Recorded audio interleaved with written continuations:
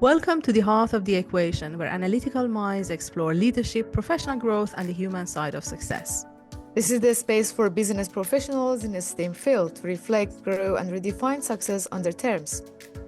Together, we'll dive into challenges, transformations, and stories that can help you build an authentic, purpose-driven career. Let's get this started.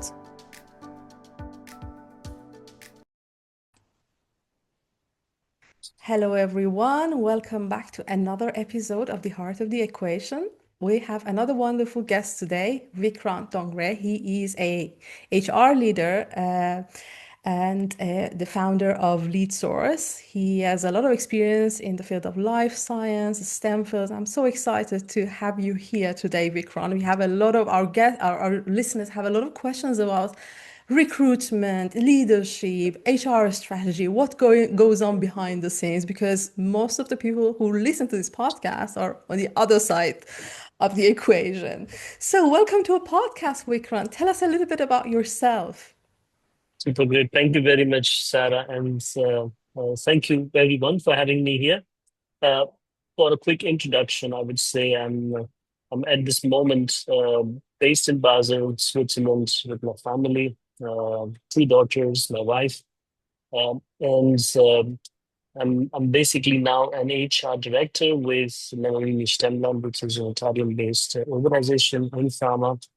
And also, I'm founder of Leadsource Consulting GmbH, which is an HR consulting company focused in the area of leadership development, organization culture change, and a lot about compensation and rewards and recognition.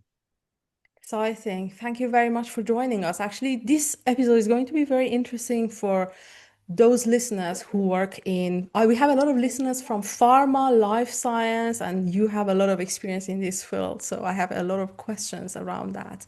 You've worked with executive teams across industries and regions. You also have you came to Switzerland as an expat, and it seems you have a lot of multicultural experience. So I'm really curious about that part. Like, what is the moment that profoundly shaped your approach to leadership, people development, and also like this type of career? What motivated you to follow this path? Absolutely. And I think inspiration lies back into when I started my career in sales. And Novartis was a company that I directly joined from my university. I studied pharmacy in India, and within the first year of working with Novartis as a sales rep, basically, I was greatly inspired by how the organization conduct various trainings and development of their organization and people. And that is where I kind of made a promise to myself that I would like to go and venture in the area of training and development, which eventually became the leadership developments today. Yeah. And for me, my journey from Novartis to many other companies in India have always brought me to a perspective that a strong leadership is very critical to an organization growth. And if you don't have that, then it is always a challenge for the company to move forward. And in such cases, it's very important to get help when you can, when you need. And Leadsource Consulting, or me as a leadership consultant, come in picture when there is such need with the leadership of the organization. And that works well. That's very interesting. It's also this industries, you worked in Novartis and all this life science, pharma. These are industries known for complexity, high regulatory standards. From a, let's say, HR strategy perspective, what makes talent management or hiring or developing teams in this type of fields different than, let's say, I don't know, IT or like other fields? Yeah, in fact, pharma is a bit different because it is highly regulated. Most of the people who join pharma are basically experts in their own area. Every part of the pharma world is basically surrounded by expertise and people with highly qualified educational background, experiences, and so on. What happens, interestingly, is when you are super expert in your area because you are subject matter expert. And pharma is all about subject matter experts. The element of personal development or leadership development in self is lost, or they don't get an opportunity to do that unless an organization puts a program in place Yeah. to support you, which is available with lots of major big organizations, but mid-sized small organizations have no programs. So an expert in pharma remains an expert forever Yeah. and may not be able to climb the ladder of leadership unless there is an external intervention. And that is why we have coaches all around the world who are coming in, helping those experts to become better leaders and move forward. This is a very interesting point because I've also heard it from others. I've worked with a lot of scientists. It was a very random thing in my own career. I come from a very different Mhm. background. And this was exactly what they shared, that once you're labeled as an expert, it becomes very difficult to change that label. The whole career reinvention topic could be very complex in this industry. And I guess Switzerland on its own is also it's a type of country that everything that is in a box, you kind of labeled in so many ways. It kind of magnifies this effect. So for someone who comes from an expert background, let's say scientist who's done their sort of expert work for many years, but they really love to help people. They want to transition into leadership, or they are leaders, but they want to have bigger teams. What is your recommendation for them, or is this even possible to how to move from expert to leader, let's say?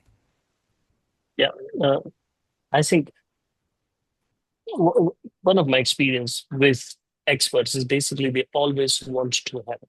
They Yeah, always want to be available and provide their knowledge and experience yeah. to whoever needs them. So I think that's the strength that they stand on. Um, and with that strength, I think the only piece that is missing is approaching the next level by with a mindset of leadership. And I think that is where basically a support is. So is it difficult? No, it is not difficult. What it takes, I think the number one piece that I would like to mention here is courage. Yeah. You need to have and you need to build that courage to take that next step, next leap, to move into a leadership role or leadership thought, basically, when you are into your career transition. Um, I would not spend the time on how you should develop career as an SME. But I would certainly like to say that as an expert, you actually have everything that you need and you keep grasping knowledge in that area. Uh, but take time, reflect, and time to time reflect back and see, okay, how is my impact on myself? Because I'm an expert, there is an impact of Mm. me being myself on myself.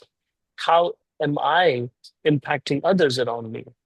Right. So the team around me, how do they see me? How do they feel my presence? I think it's very important as an individual uh, to think about it. And then also think about how my impact is on the rest of the organization, how the organization sees me. The moment you go into this self reflection on how people are looking at you and how you are looking at yourself, automatically you have taken the first step in the leadership process, which is basically self awareness. Yeah. High performing leaders are highly self aware. And and when you are self-aware you can actually make or take some actions, and this self-awareness can come through many ways. It could come from various tools that we could use, or even simple meditation could help, so try to bring that in so that you become more self-aware, try to see your own impact on yourself and then beyond.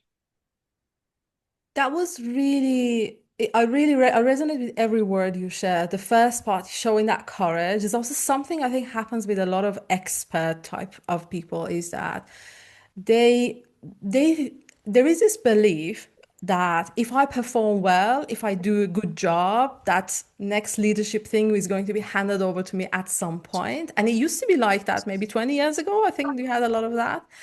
Yeah. And they're also very down to earth. They don't really work on the like the people side of things. And then it doesn't happen. But really, if you want to become a leader, you have to want it. You have to go for it. And that's part of it. And then the other thing you shared about self-awareness, that was also really key. There is a lot of misunderstanding around leadership. A lot of people see it as Mhm. how to control others, how to manage others, but it actually it's not like that. It starts with you. If you can't lead yourself, it's going to be very challenging to do anything with others. So it was really good that you brought that up, that self-awareness. That's also something a lot of us born in the 80s or or older, we did not learn these things in school. So there is a lot of unlearning. There is a lot that it's not a familiar topic to a lot of people. Yeah. Yeah. Yeah. No, that's very true. That's very true. And um, I didn't get the question that you asked, but let me make a comment on basically looking at our own self and the self-awareness. It is not very obvious now in this world to transition into even a people manager role from an expert role. Yeah. Most of the organization now is are working in a way that there are people who are experts who actually do job, and then there are people who have crossed the level of expert, have started demonstrating leadership of people management, and those people are identified or selected to become people leaders. Basically, the first step in leadership, I would say, as a career. So it is that it's not obvious. So in case if you're subject matter expert, it's not obvious. It is not given that in 5 years you will become a leader of a team. You need to demonstrate those skills Yeah. for your management to understand and hire you into that role.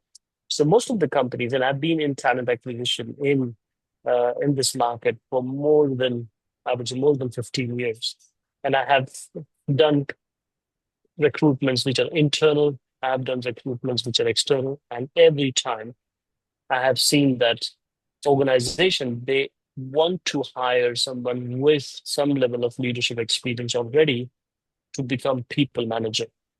And it is not very obvious that the subject matter expert would become as part of the transition of their years of experience to become people manager.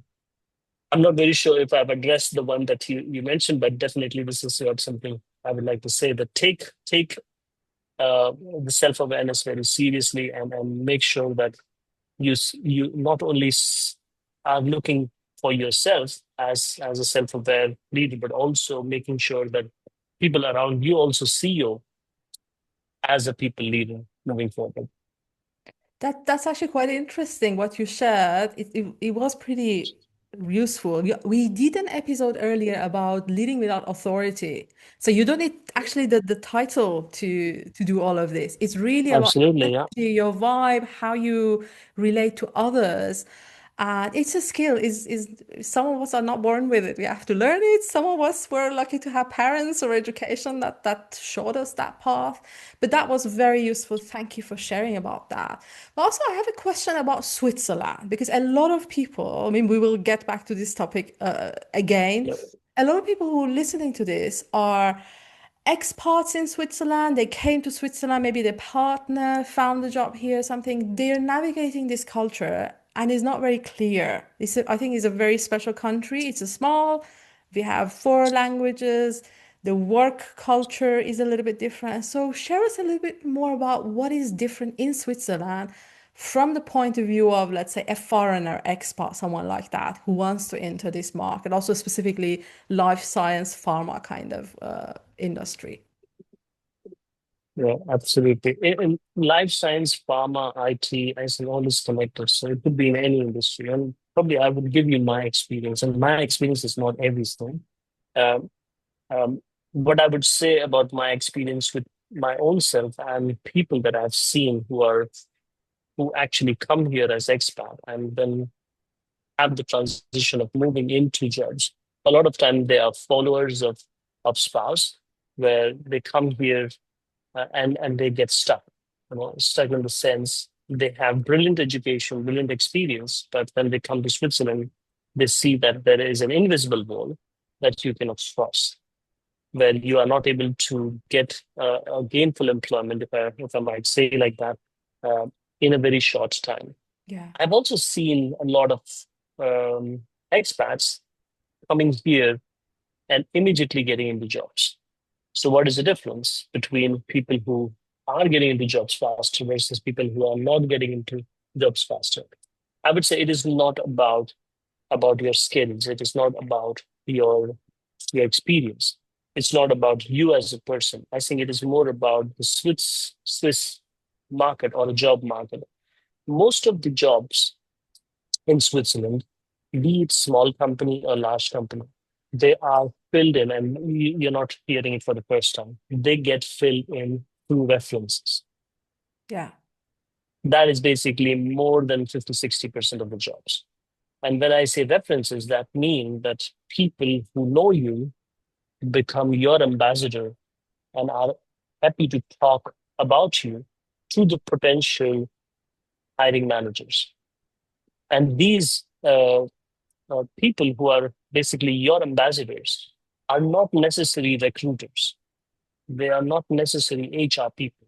They are business people. They're people who are already working in jobs in different companies, are either at an SME position or a leadership position, but they know you, they understand you, they know what you can bring to the table, and they're happy to talk about you to people around you or people around them who are basically looking uh, for people to hire.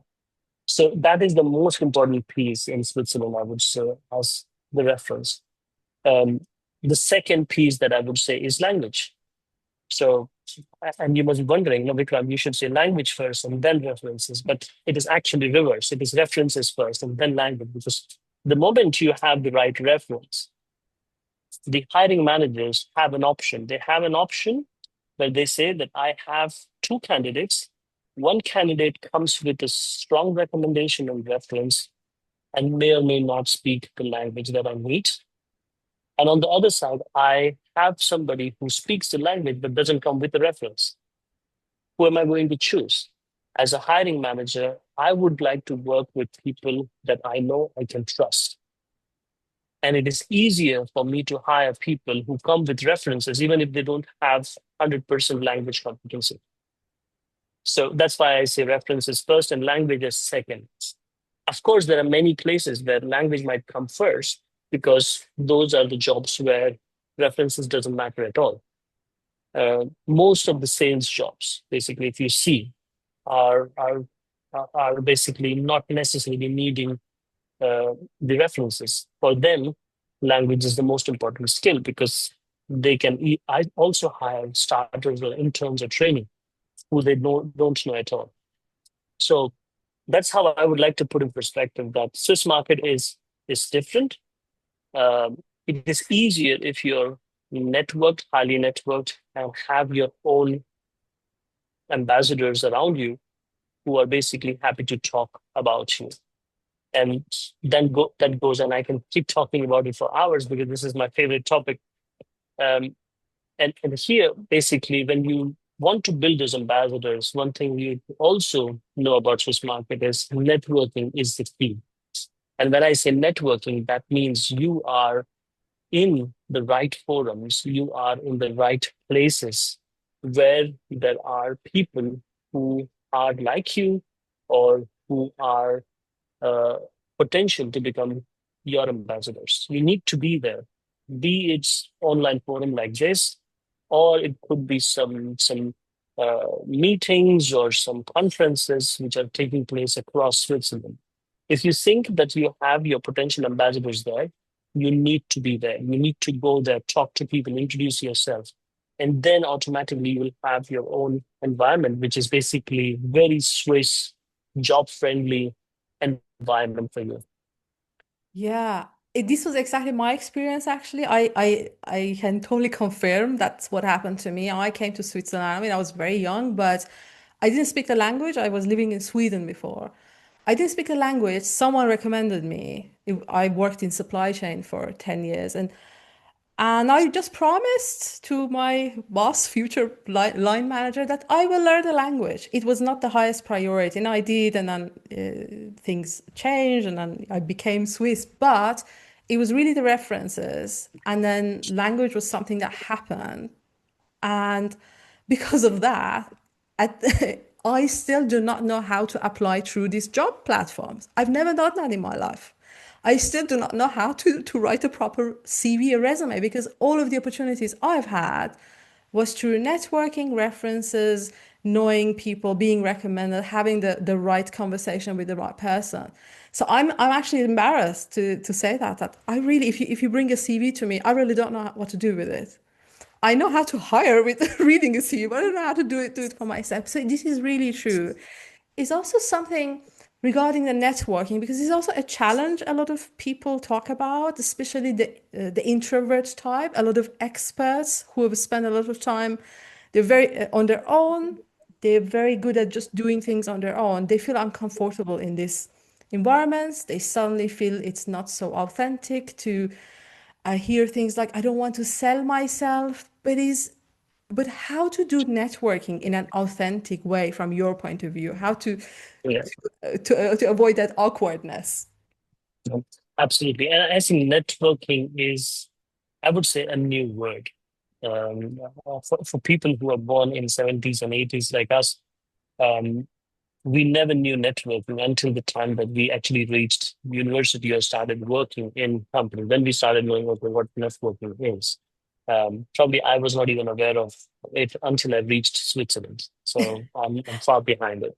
But I think if I keep the word networking away and and ask everyone to be just their normal selves, and I would like to give an example of a need that you want to fulfill. For example, um, my daughter needs to have admission or want to go to a specific school, for example. What is my process? And I'm talking about my daughter, not even about myself. My process is basically I will try to find out whoever is associated with that institute that my daughter wants to go. I will identify those people. I will make calls to them. I will try to find out who they are, who knows them, and I will try to use my existing network to reach them, talk to them, gain information, what is needed. And once I'm sure that this institute is good, then I will help my daughter to get admission there.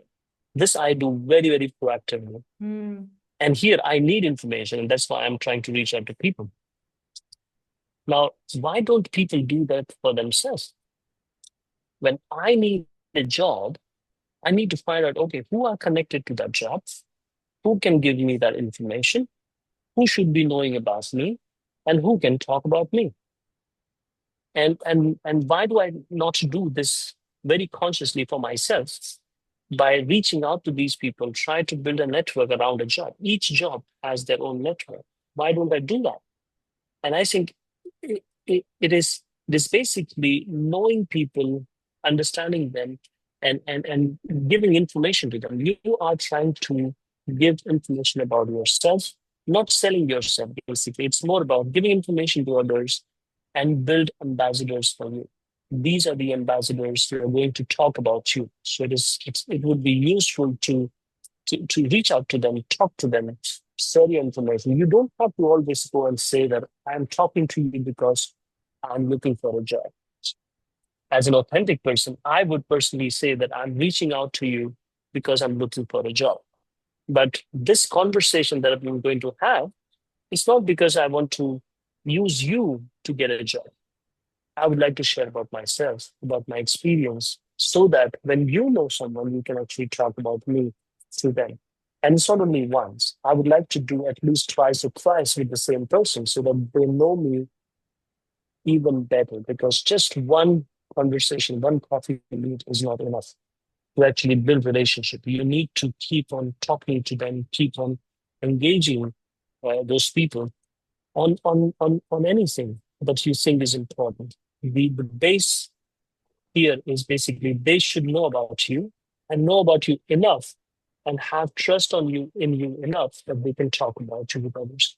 So although it might look very, very difficult, but in our daily life, we use what we call as networking on a daily basis. For every decision that we make, we actually use network. Even if we want to buy a frying pan, we at least talk to three people saying, okay, how does it, can you give me some recommendation? And then you actually want to talk to them to make that decision. So why not about your own career?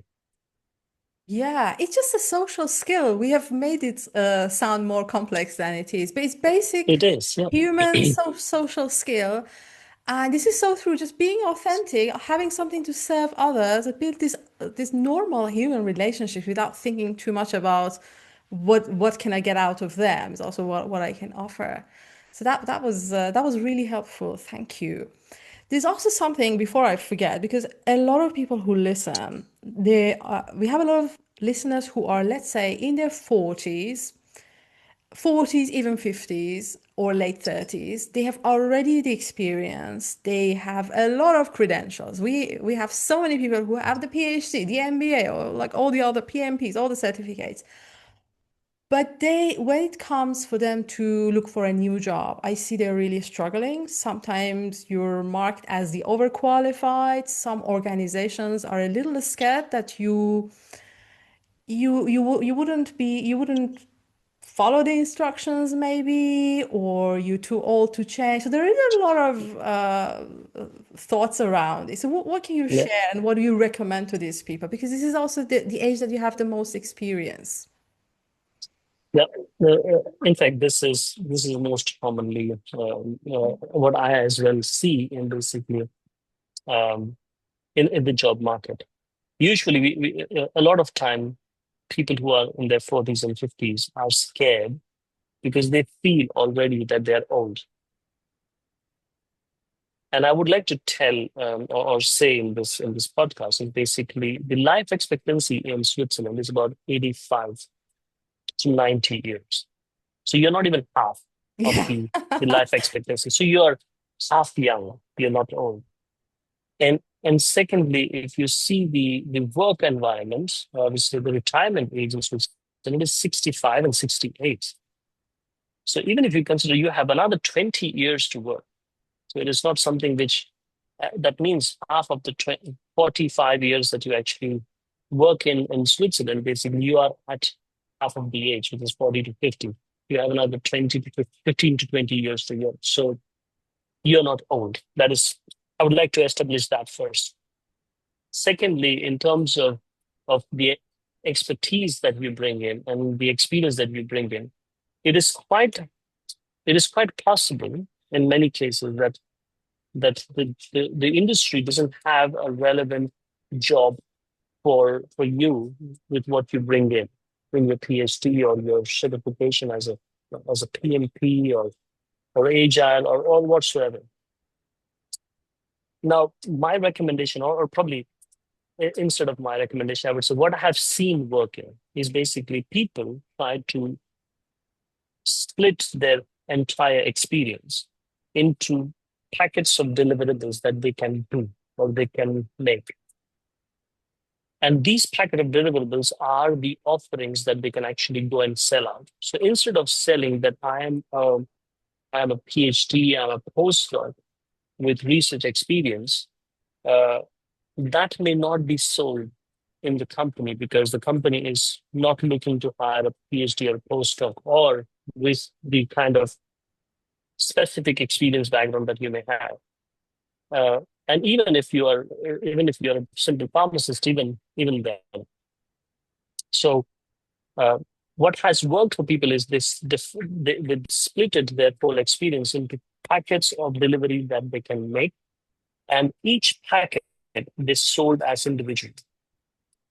So, for example, if I'm an HR professional, I can give my example, basically that would be easier. So when I'm an HR professional, I have packets of deliveries that I know about and I'm very good at.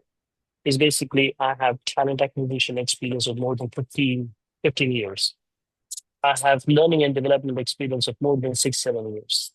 I have leadership experience, which is more than 5 years experience. I have project management experience within the HR function for more than 6 years. So I have these packets. When I go and approach a company saying, hire me as an HR director, they won't hire me because probably they are looking for some specific skills that they cannot see in me.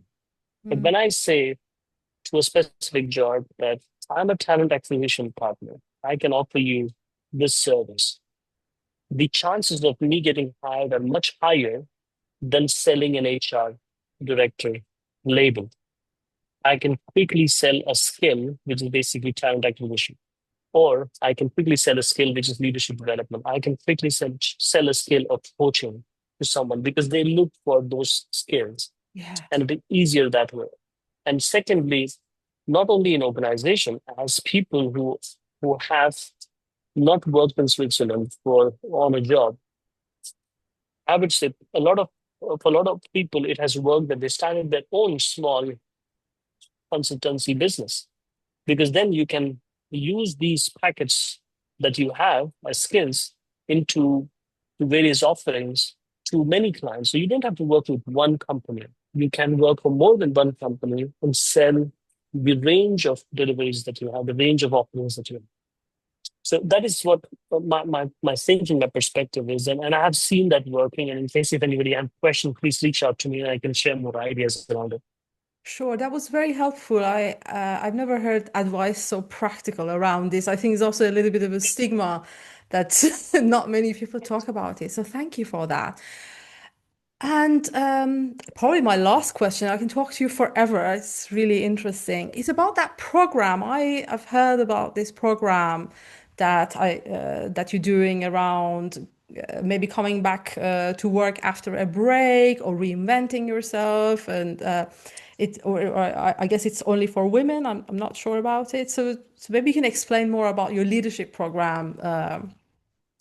Well, absolutely, absolutely. I would be happy to share. And I always started from where it was basically founded. So this specific course that Leadsource Consulting runs is basically founded by my partner, my wife, back in 2016 when she was stumbled with the same question that we're talking about. She brought a lot of experience from India. We we came here as family, but she couldn't find a relevant job in the Swiss market because of the references, because of the German language.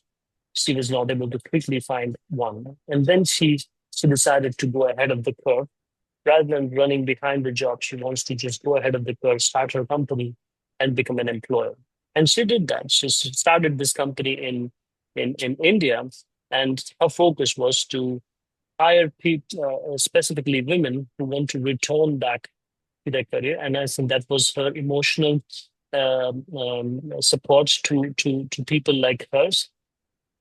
And she was successfully able to bring these women who wanted to come back, even if they didn't have experience in HR, train them on the job, and then make them work for herself in the company. And it worked wonderfully well. And a lot of women that she actually worked with are in different companies now in human resources.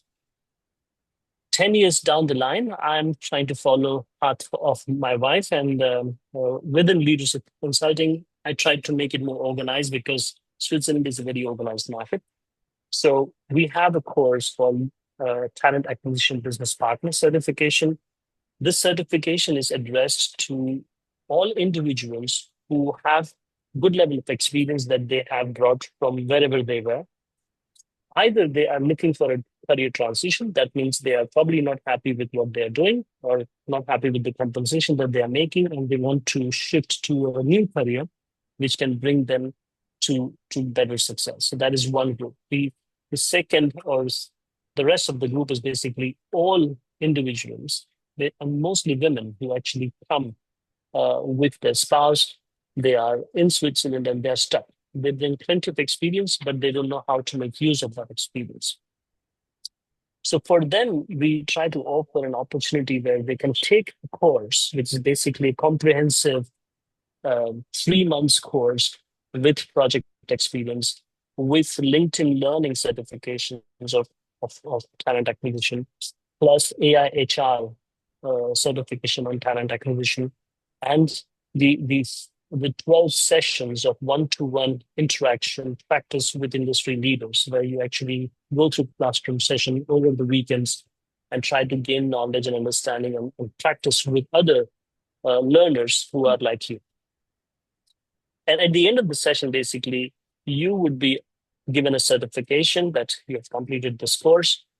You have opportunity to continue doing freelancing project with Leadsource or many other companies like Hayes and SDE or many other companies that do have lots of these jobs that they want to get recruiters for. So you can work as a freelancer, or when you have a good network, you can actually go and apply to companies and also join the companies as a recruiter. So even if so there's a lot of demand out there. Even if you go on jobs.search, for example, and type in jobs for recruiters, you will see more than 500 jobs out there.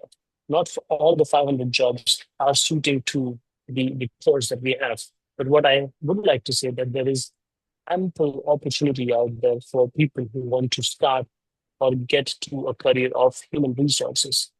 And that's the kind of course that we have in place at this moment. It is the next session starts in August, on the 22nd of August, and we are inviting people to know more and make the decision. Sounds very exciting. I like how focused it is actually. It's really around talent acquisition, recruitment with a certain set of skills. And it's also, I think for everyone who's interested in working with people, they want to be part of the HR industry, but they don't exactly know what to do. And also there's a lot of misunderstandings around this industry as I Yeah, hear.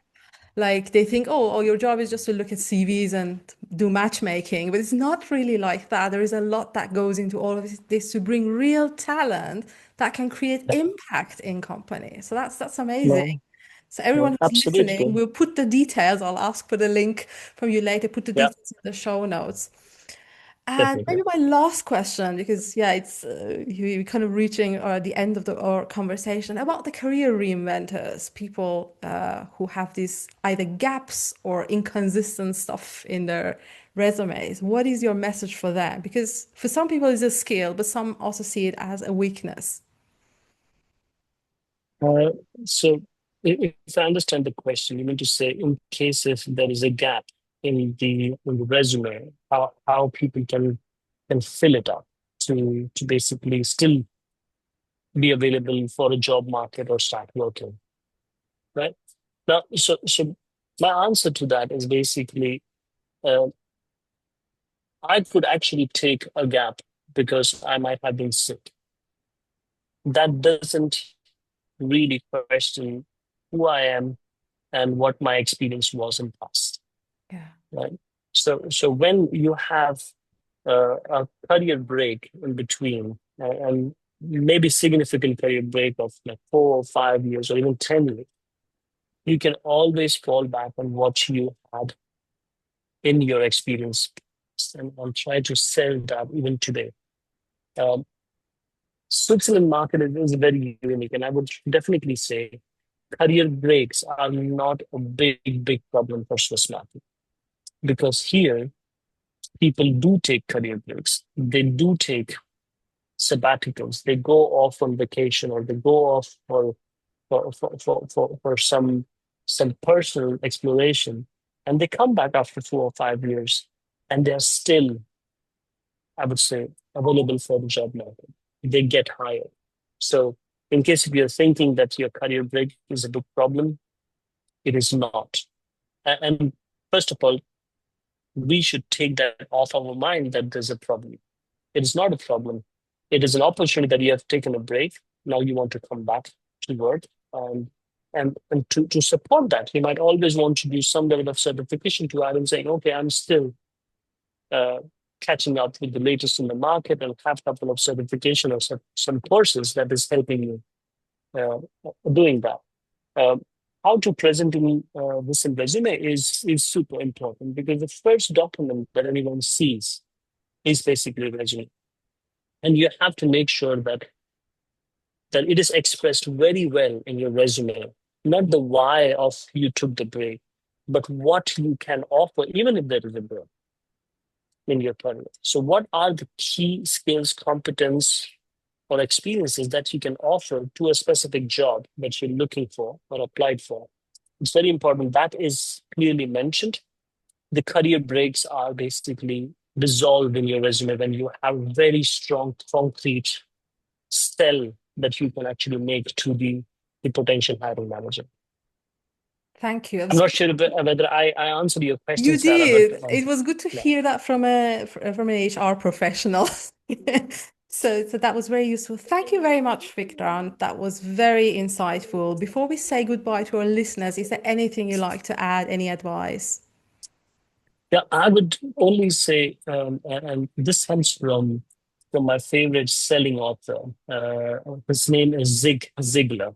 You can type it in. Yeah. And one thing that Zig Ziglar said in his books, basically, try to help enough people around you, and you will see help coming to you as well.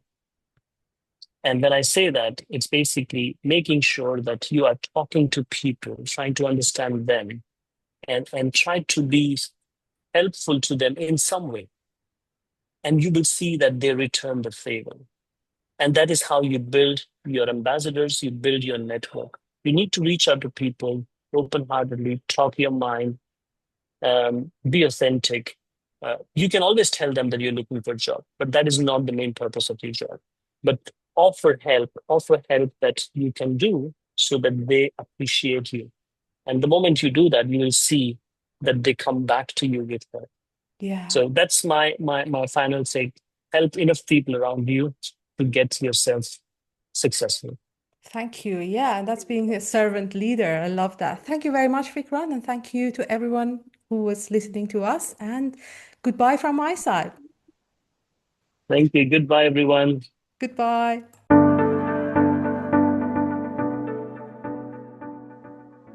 Thanks for listening to The Heart of the Equation. If this episode sparked something for you, we'd love to hear about it. Be sure to subscribe, leave a review, and connect with us on LinkedIn and Instagram to continue the conversation. And if you know someone who is navigating their next career step, share this episode with them. It could be exactly what they need. We see you next time as we explore more about leading with purpose, resilience, and authenticity. Let's keep growing together.